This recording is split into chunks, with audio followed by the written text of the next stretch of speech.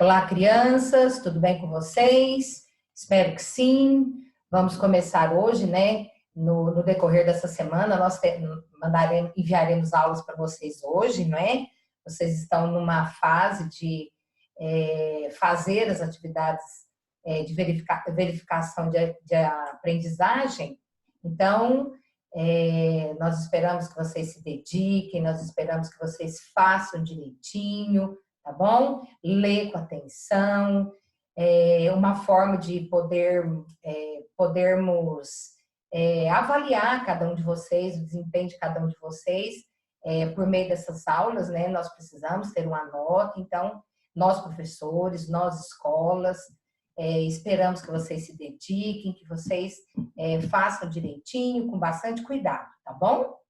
Olha, hoje a nossa aula não é longa, é uma aula curta. A tia Dirce vai corrigir com vocês a página 234 e 235 do nosso livro de matemática, tá bom? E antes da tia começar a correção da tarefa, eu quero já deixar combinado com vocês, tá bom? Uma tarefinha que vocês vão fazer lá no nosso livro, né? A nossa atividade complementar. Vocês têm um compromisso conosco, né? Com os professores. Vocês vão trabalhar, vão fazer uma tarefa no livro da atividade complementar. Lá, começando na página 87, tá bom? Você vai começar a atividade aqui na página 87, 88, 89, 90 e 91, tá bom? Então, vocês vão realizar essa atividade e nós vamos fazer a correção dessas páginas no dia 25. Então, não precisa apavorar achando que vocês têm que fazer de um dia para outro, para fazer depressa, para fazer mal feito, não. Então, você tem que fazer a página 87, 88, 89, 90 e 91 para corrigirmos no dia 25, na próxima segunda. Tá legal? Então, tá bom. Então, lá na página 234 do nosso livro, né, de matemática, ele trouxe geometria e medidas nas fazendas do Brasil. Então, no exercício 1, ele trouxe para a gente uma fotografia de um favo de mel, né? Então, tem os gomos lá, onde a abelha, através de todo um trabalho em equipe, né? Elas conseguem a produção de mel, que nós sabemos que é um alimento muito saudável para cada um de nós, né? Então, a ideia é que você consiga relacionar a forma de cada pedacinho do favo com com um dos poliedros que nós temos desenhados aqui embaixo, né? Então, a primeira parte, você tem o desenho do favo com a abelha. E na letra A, ele pergunta assim, ó, marque um X no poliedro em que o favo de mel se parece. Bom, nós temos os poliedros desenhados aqui, e se você observar a quantidade de lados que tem o favo, você percebe que ele tem 6 lados. E toda figura composta de 6 lados, nós chamamos de hexágono, certo?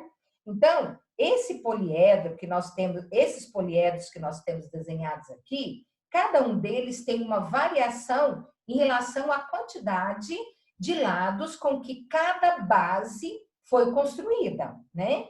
Então, esse favo de mel, a ideia é que você perceba que o seu formato, ele se parece com o último, né? Esse último que nós temos aqui, que é chamado de prisma de base hexagonal, certo? Então, quando ele fala prisma de base hexagonal, nós precisamos observar a quantidade de lados em que a base dessa figura foi construída. Então, se você contar, você percebe 6 lados, certo? Na base desse prisma aqui, no último deles. Prisma de base hexagonal. Então, você vai assinalar a última figura, tá legal? Na questão B, ele fala assim, ó, qual o nome desse poliedro? Né? A tia Dirce já falou uma vez, vou falar de novo, e você confere para ver se escreveu direitinho. Então, ele é um prisma de base hexagonal. certo? Então, hexagonal porque ele é formado de 6 lados, a base dele, né? Tanto a base superior como na base inferior. Na letra C, ele pergunta assim, ó, quantas faces, arestas e vértices esse poliedro tem? Bom, a tia Joyce conseguiu aqui, lá na escola a gente tem um material, e esse material, essa figura que eu trouxe para vocês visualizarem, então presta bem atenção na figura. Essa figura aqui é a mesma que você tem aí no seu livro, tá legal? Então ele fala assim, ó, quantas faces? Quando ele fala faces, ele quer dizer quantos lados eu usei para construir essa figura. Então, ó, vai acompanhando o que eu tinha dito aqui, observando a imagem. Então, esse prisma de base hexagonal, ele tem uma face, duas faces, certo? Face superior, face inferior. Agora, ó, vou começar aqui da frente, ó. 1, 2, 3, 4, 5, 6, 7, 8. Então, esse prisma de base hexagonal, ele possui 8 faces. Vocês viram quando a tia contou aqui, mostrando o prisma, você percebe as 8 faces, certo? Depois ele pergunta assim, ó, qual é o total de arestas que ele tem? Aresta é cada linha que eu usei para construir essa figura. Então, olha bem, acompanha com a tia o raciocínio, ó. Se ele é um prisma de base hexagonal, aqui, a parte superior dessa figura, ele tem 6 lados, ele tem 6 arestas. Olha, 1, 2, 3, 4, 5, 6. Se aqui tem 6 arestas, aqui embaixo também vai ter 6 arestas. Então, 6 com 6 já deu 12, certo? Então, esse prisma, a base superior, a base inferior, ele já tem 12 arestas. Agora, nós temos que contar as laterais. Então, tem 12, ó, a tia vai começar aqui de novo, ó, 12, 13, 14, 15, 16, 17, 18, tá vendo? Então, quando você visualiza o prisma, fica mais fácil você perceber o total de arestas. Então, essa figura, ela possui 18 arestas, certo? Então, ó, de novo, ó, aqui em cima 6, aqui embaixo 6, porque é prisma de base hexagonal.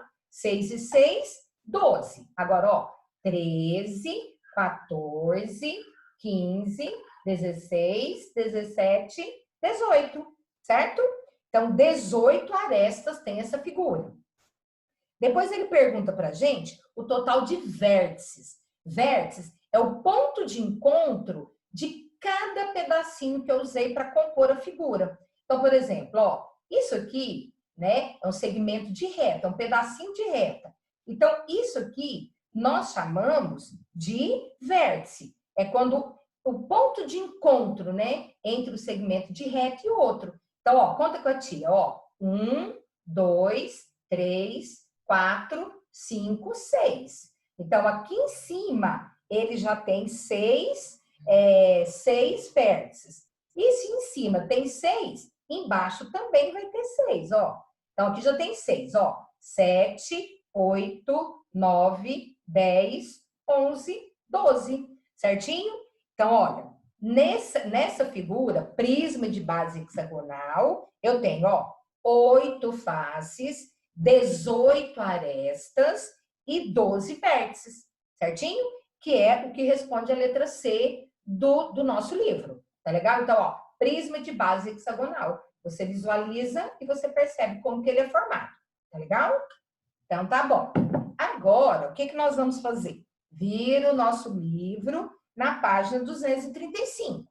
Na página 235, nós temos o exercício 2 e o exercício 3. Então, no exercício 2, ele diz assim, ó, que as abelhas, que elas produzem mel e também a cera, né? Então, ele diz assim, ó, que para produzir a cera, a abelha precisa de 6 quilos de mel. Então, veja, ó, 6 quilos de mel ela precisa consumir para ela conseguir produzir 1 quilo da cera. Então, ele pergunta assim, ó, quantos quilogramas de mel a abelha precisa para produzir 6 quilos de cera. Então, nesse espaço que tem embaixo para você calcular, basta fazermos o quê? Multiplicar 6 quilos de mel que ela precisa para poder produzir 1 quilo da cera, e você vai multiplicar por 6. 6 vezes 6, 36. Então, quer dizer, ó, ele pergunta quantos quilos de mel para ter 6 quilos de cera. Então, ela tem que consumir 6 quilos de mel para dar 1 quilo de cera. Se eu quero saber 6 quilos de cera, basta multiplicarmos 6 vezes 6, que é igual a 36. Então, quer dizer que essa abelha vai precisar de 36 quilos de mel, ela tem que consumir 36 quilos de mel para ela produzir 6 quilos de cera, certinho? Ó, veja agora a atividade de baixo, tá? O exercício 3. Olha, espera um pouquinho que... Isso. Olha, nós temos na imagem 2 embalagens de mel, certinho? A primeira imagem, né? Ela representa metade da quantidade de mel que tem na imagem de baixo, certo? Então, olha, mel puro. Então, ele fala assim, ó, 1 litro. 1 litro, 1 quilo e 400 gramas. Então, ele está dizendo assim, ó, se a embalagem de cima é a metade da embalagem de baixo, não é? Então, quer dizer que a de baixo é o dobro da embalagem de cima. Então, se a embalagem de cima tem 1 litro de mel, e esse litro de mel corresponde a 1 quilo e 400 gramas, certo? Ele quer saber o que nós devemos colocar na imagem de baixo para que a correspondência seja feita entre uma e outra. Então, se a de baixo é o dobro, 1 litro de mel, a de baixo 2 litros de mel, certo? Então, 1 quilo, o dobro de 1 quilo, 2 quilos. 400 gramas, o dobro de 400, 800 gramas. Então, se a de cima tem 1 litro, que corresponde a 1 quilo e 400 gramas, a de baixo, que tem 2 litros, ela vai corresponder a 2 quilos e 800 gramas, certo? Então, lá no seu livro, naquele espaço que pede para você colocar a resposta, você vai escrever 2 quilos e 800 gramas, que representa o dobro da quantidade de mel que eu tenho na embalagem de cima. Tá legal? Então, uma tarefa bacana de fazer, uma tarefa, não é uma tarefa difícil, tá certo? E olha, não esquece do nosso compromisso com a tarefinha de casa, tá legal? Página 87 até a página 91 da atividade complementar, para que possamos corrigir na segunda-feira, dia 25 de maio. Tá legal? Beijos, fiquem bem e sempre que possível em casa. Tchau, crianças!